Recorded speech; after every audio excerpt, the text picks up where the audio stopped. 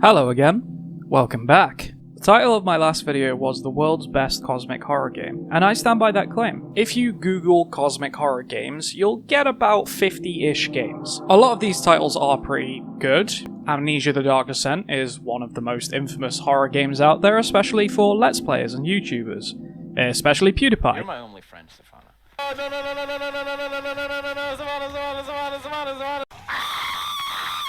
However, Amnesia doesn't make me think as much as Signalis did, and it really didn't hit as close to home in terms of its presentation either.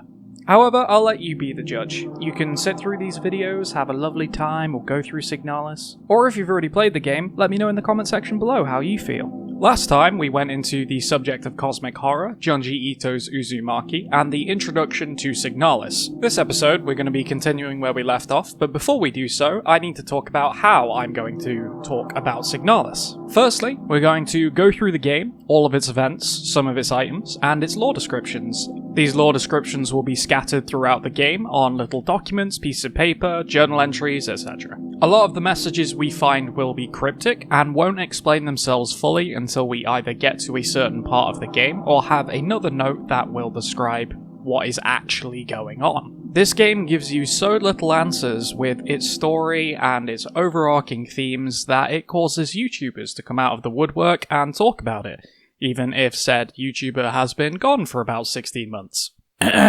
Once we've gone through the game in its entirety, we will then try to take a step back and try and piece together what it really meant. We'll also be doing some deep dive into the symbolism of a lot of the things that we'll come across in Signalis. Won't make a lot of sense right now, but it will later.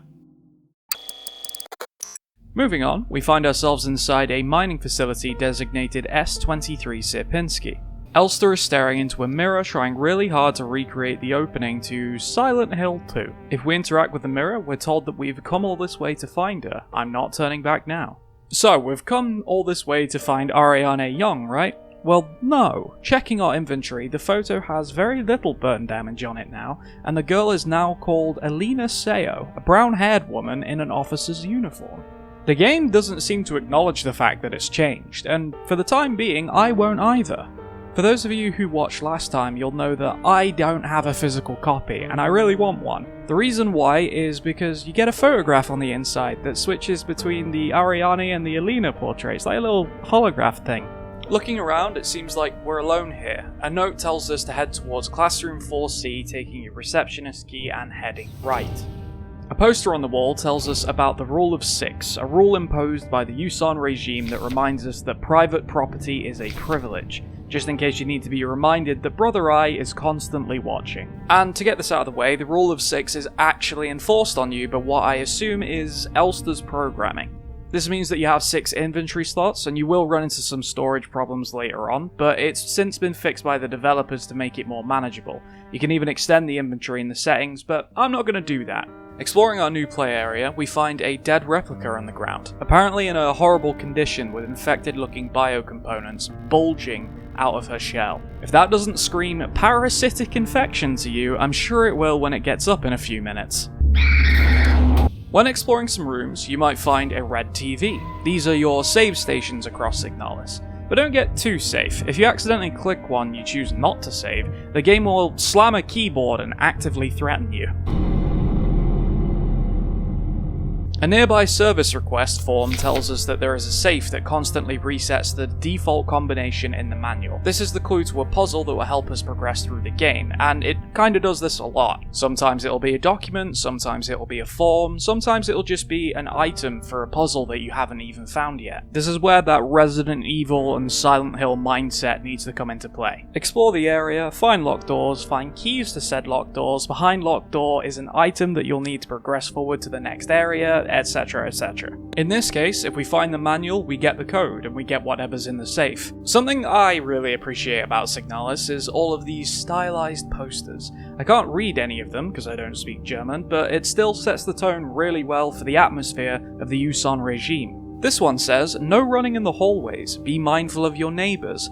Everyone can hear you run." Good news, we found the safe in a classroom. Why are there classrooms in a mining facility? We don't know the code, so it's Beck's time. Walking up the corridor, we find our first friendly face. I'm gonna let her cutscene play out.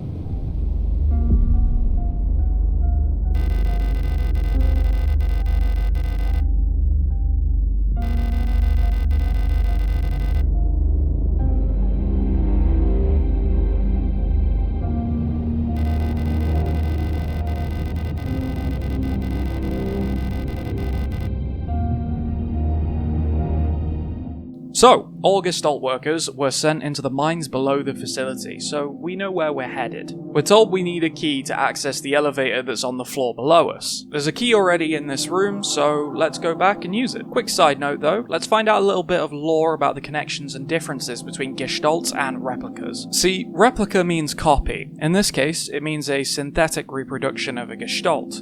Biological culture grafted onto an artificial endoskeleton and enclosed in a protective exoskeleton. They're basically RoboCop, but, you know, if they were based after another person. But that means that Yule and Elster were previously Gestalt, and they can be reproduced endlessly. Of course, this begs the question, do they have the former memories of their Gestalt? The simple answer is no, but don't worry, you'll get the longer answer later.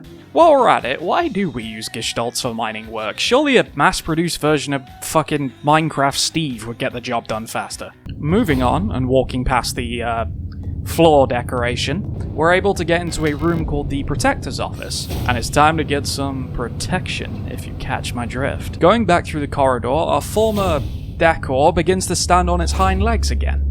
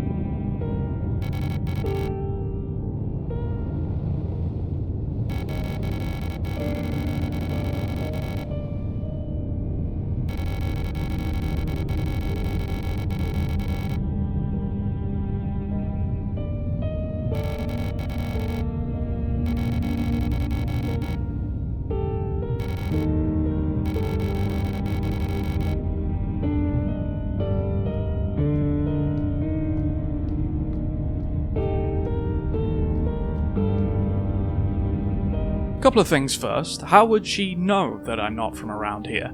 And secondly, how did she know that I was looking for someone despite never saying a word? Keep this in mind, this is gonna come back later probably. But in this room we do find the wall safe code. Inside is a keycard that allows to get inside the classroom that was just behind the bleeding Yule unit. Inside is a classroom with a hole in the floor. I'm trying really hard not to make another Silent Hill 2 reference here, but here's a spoiler, it's only going to get worse.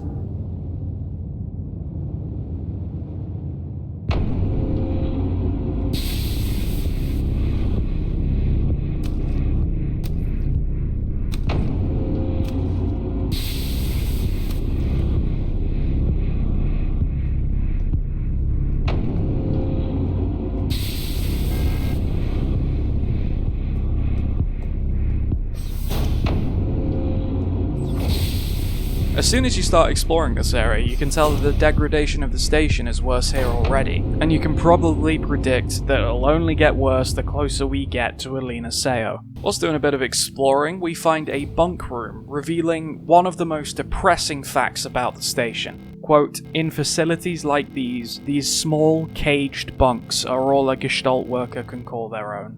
I feel like Signalis is one of the only games I know of that can take such a depressing setting and somehow make it far worse. There's even surveillance cameras in the rooms.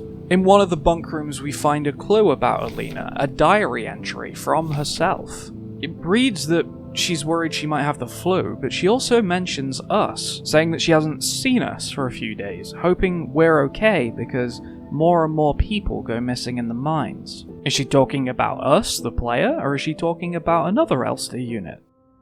Trying to progress onto this locked door, we find a little hatch in a first-person section that tells us we need a service key. Doing a little bit of backtracking, we find an elevator in first person. We can't use this because we need to find the key. You know, the same key that the Yule unit was talking about. However, on the desk below us, we find the service key. Going back to the wall panel, we use the service hatch key and are greeted with a lockpicking puzzle.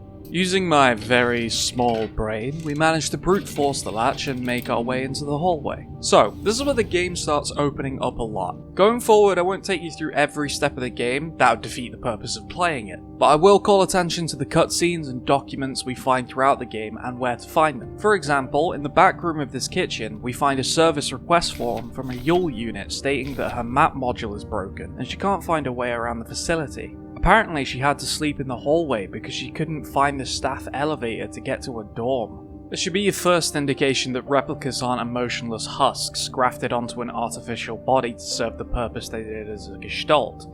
They're people, the same person as they used to be, but no less than their gestalt ancestor. However, maybe I shouldn't have glossed over the, kitchen. There's a living growth in the corner of the room. Interacting with it, Elster seems to think that it's breathing. Worse so, this replica has been cutting into it like it's meat, despite it being inedible. As we move through this level of the facility, taller and stronger replicas stalk the rooms. Some of them are armed. Now, at two different points in this new section, quite far away on the opposite sides of the map, we find pieces of a broken butterfly key.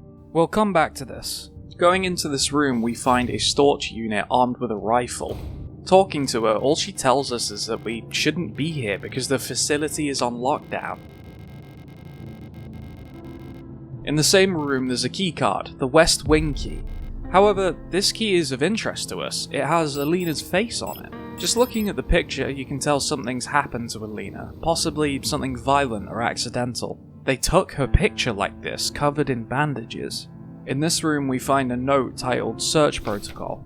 Here we learn of 4 workers that were arrested and searched for contraband brought into their bunk rooms. These include a stolen radio, hydroxycarbamide pills, a locked butterfly box, and a fountain pen. Whilst none of these are really that important besides the butterfly box, I think the reasons behind their incarceration are hauntingly insightful to the attitude the facility has towards its staff.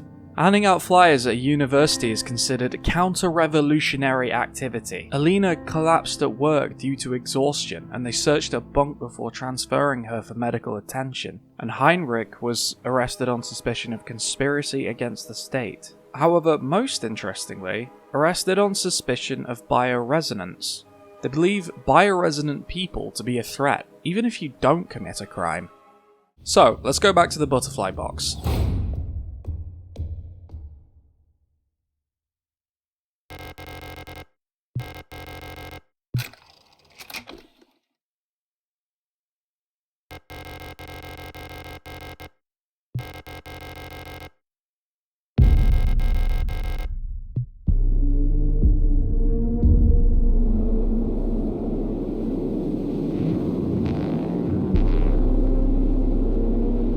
This first-person section is different. We're high up on a mountain surrounded by satellite dishes, a personal cabin being our only shelter.